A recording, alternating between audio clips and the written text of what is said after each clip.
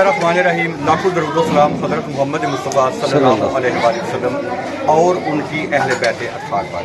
अस्सलाम वालेकुम नाज़रीन, न्यूज़ पैलेस के साथ सैयद इब्रार नकवी आपकी खिदमत में हाज़िर है। नाज़रीन, आज 12 रबीउल अव्वल है पूरे मुल्क पाकिस्तान में, बल्कि मैं यूँ कहूँगा कि पूरी दुनिया में, पूरे आलम इस्लाम में जहाँ जहाँ भी आशिकाने मोहम्मद मुस्तफ़ा सल्लल्लाहु अलैहि वसल्लम बस रहे हैं, वो एक इंतहाई अक़ीदत और इहतराम के साथ आप सरकार सल्लल्लाहु अलैहि वसल्लम का ये मिलाद पाक बहुत अक़ीदत और इहतराम, इंतहाई जोश और जज्बे के साथ मना रहे हैं।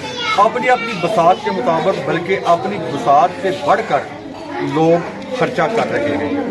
इस मिलाद के मौका पर मैं इस वक्त मौजूद हूँ डिस्ट्रिक्ट गुजरात के नवाई गाँव नौशहरा ख्वाजगाह में।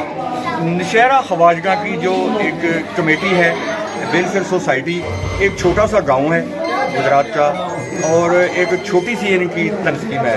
कोई इतना बड़ा इनका नेटवर्क नहीं, लेकिन इनका मिलाद पाक मनाने का तरीका एक डिफरेंट है। एक इंतहाई डिसिप्लिन के साथ लंगर तो हर बंदा तैयार करता है अपनी अपनी ताकत के मुताबिक। कोई लंगर पेश कर रहा है, वो उसका कबूल तो खुदा की ज़ात पाक ने करना है। आप सरकार के दरबार में अक़ीदत का इजहार किया जाता है। तो जितने भी लोग इस तंजीम में शामिल हैं उनको अप्रिशिएट करता हूँ। ख़ासकर जो मलक बरादरान हैं, मलक समीउल्लाह साहब हैं, मलक परवेज़ साहब के साहबजादे हैं, मलक मोहसिन रज़ा साहब, आमर सेक्रेटरी साहब हैं, मुदस्सिर इकबाल साहब, और काफ़ी नाम हैं जो मुझे याद नहीं। उनकी ज़ात तो देख रही है, जो भी जितना जितना इसमें अपनी काविश अपना उसने हिस्सा डाला है, उसको अजर अल्लाह की ज़ात पाक ने देना है।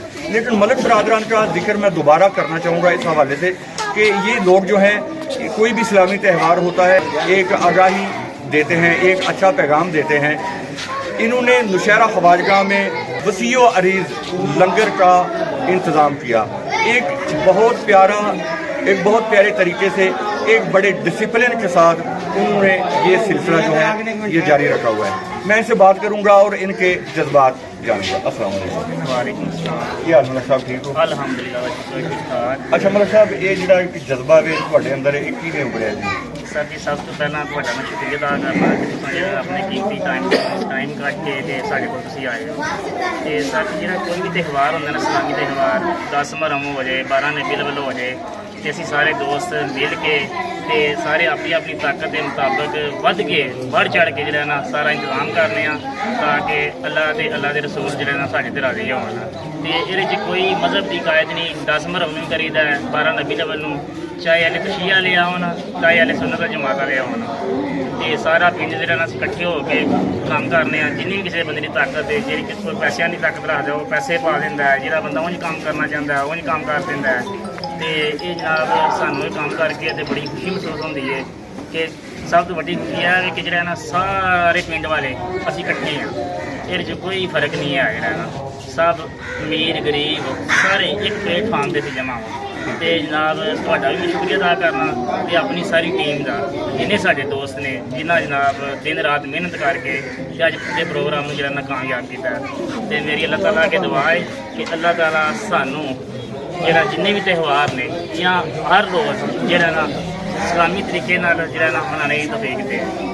ਜਿਹੜਾ ਨਾ ਥੋੜ੍ਹੇ ਤੋਂ ਇੰਤਜ਼ਾਮ ਹੁੰਦਾ ਸੀ, ਹੁਣ ਜਿਹੜਾ ਨਾ ਵੇਖੋ ਅੱਜ ਆਪਾਂ ਵੇਖਿਆ ਇੱਥੇ ਆਪਣੀ ਕਵਰੇਜ ਵੀ ਵਿਖਾਇਆ ਹੋਵੇਗਾ ਕਿ ਬੜੇ ਅੱਛੇ ਤਰੀਕੇ ਨਾਲ ਸਾਰਿਆਂ ਬੰਦਿਆਂ ਨੂੰ ਬਿਠਾ ਕੇ ਜਨਾਬ ਜਿਹੜਾ ਲੰਗਰ ਖਿਲਾਇਆ ਗਿਆ। ਅਤੇ ਇਹ ਸਾਰਾ ਕਿਸੇ ਇੱਕ ਬੰਦੇ ਦਾ ਕੰਮ ਨਹੀਂ ਹੈ, ਇਹ ਤਕਰੀਬਨ ਸਾਰੇ ਸਾਡੇ ਪਿੰਡ ਦਾ ਕੰਮ ਹੈ।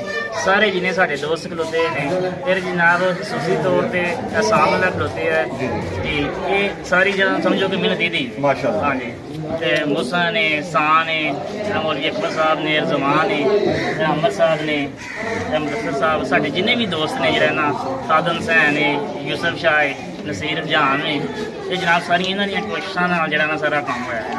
ਹਾਂਜੀ, ਸਾਡੇ ਕੋਲ ਹਰ ਚੀਜ਼ ਦੀ ਕਿਸੇ ਚੀਜ਼ ਦੀ ਕਮੀ ਨਹੀਂ ਰਹਿ ਗਈ। ਠੀਕ ਹੈ। ਅਸੀਂ 12 ਰਬੀਉਲ ਅਵੱਲ ਨੂੰ 10 ਮੁਹਰਮ ਨੂੰ ਹੋਰ ਵੀ ਕੋਈ ਚੀਜ਼ ਦਾ ਕਮੀ ਲੱਗੇ ਨਾ ਹੋਵੇ ਜਿਹੜੇ ਤੇ ਖਰਚਾ ਕਰਨਾ ਪਵੇ। ਸਾਡੇ ਪਿੰਡ 'ਚ ਕੋਈ ਮੁੰਡਾ ਵੀ ਸਾਡੇ ਤੋਂ ਘੱਟ ਨਹੀਂ ਰਹਿੰਦਾ, ਨਾ ਕੰਮ ਕਰਨੇ ਤੋਂ ਕਿਸੇ ਦੀ ਕਮੀ ਹੈ ਤੇ ਨਾ ਹੀ ਖਰਚਾ ਕਰਨੇ ਤੋਂ ਕਮੀ ਹੈ।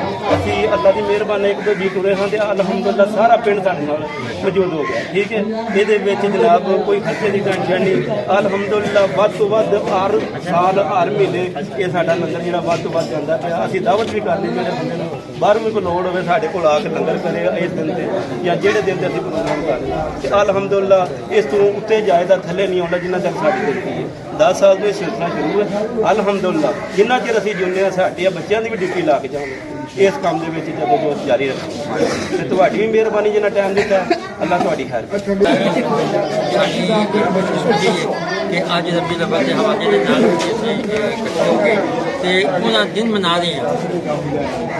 ਅੱਲਾਹ ਤਾਲਾ ਦਾ ਖਾਸ ਲੱਖ ਲੱਖ ਸ਼ੁਕਰ ਹੈ, ਉਹਦਾ ਕਰਮ ਹੈ ਕਿ ਨੌਸ਼ਹਿਰਾ ਖਵਾਜਗਾਨ ਦੇ ਵਿੱਚ ਇੱਕ ਨਾ ਕੋਈ ਤਨਜ਼ੀਮੀ ਹਵਾਲੇ ਦੇ ਨਾਲ, ਨਾ ਕਿਸੇ ਮਜ਼ਹਬੀ ਹਵਾਲੇ ਦੇ ਨਾਲ ਤੇ ਨਾ ਕਿਸੇ ਗਰੁੱਪ ਵਾਈਜ਼, ਜਿਸ ਤਰ੍ਹਾਂ ਕਿ ਮਲਕ ਸਮੀਲਾ ਸਾਹਿਬ ਨੇ ਬੜਾ ਤਫਸੀਲ ਦੇ ਨਾਲ ਬਿਆਨ ਕੀਤਾ ਹੈ ਕਿ ਸਾਡੀ ਕਿਸੇ ਦਾ ਕੋਈ ਬਰਾਦਰੀਜ਼ਮ ਕੋਈ ਨਹੀਂ। ਅਸੀਂ ਮੁਤਹਿਦ ਹੋ ਕੇ ਐਜ਼ ਏ ਮੁਸਲਿਮ ਅਸੀਂ ਇਹ ਕੰਮ ਕਰ ਰਹੇ ਹਾਂ ਔਰ ਇਨਸ਼ਾਅੱਲਾ ਰੋਜ਼ ਰੋਜ਼ ਇਹ ਕੰਮ ਜਿਹੜਾ ਇਹ ਵੱਧਦਾ ਰਹੇਗਾ, ਕਿਉਂਕਿ ਜਜ਼ਬਾ ਈਮਾਨੀ ਦੇ ਨਾਲ, ਉਸ ਖਿਦਮਤ ਦੇ ਜਜ਼ਬੇ ਦੇ ਨਾਲ ਅਸੀਂ ਮਜ਼ੀਦ ਇਸ ਕੰਮ ਨੂੰ ਅੱਗੇ ਲੈ ਕੇ ਜਾਵਾਂਗੇ ਔਰ ਇਸ ਨੂੰ ਮਜ਼ੀਦ ਨਿਖਾਰ ਪੈਦਾ ਕਰਕੇ ਤੇ ਇਸ ਇਲਾਕੇ ਦੇ ਵਿੱਚ ਇਸਲਾਮ ਦੀ ਜਿਹੜਾ ਬੋਲਬਾਲਾ ਇਸਲਾਮ ਦਾ ਅਲਮ ਜਿਹੜਾ ਉਹਨੂੰ ਬੁਲੰਦ ਕਰਾਂਗੇ। ਬਹੁਤ ਸ਼ੁਕਰੀਆ।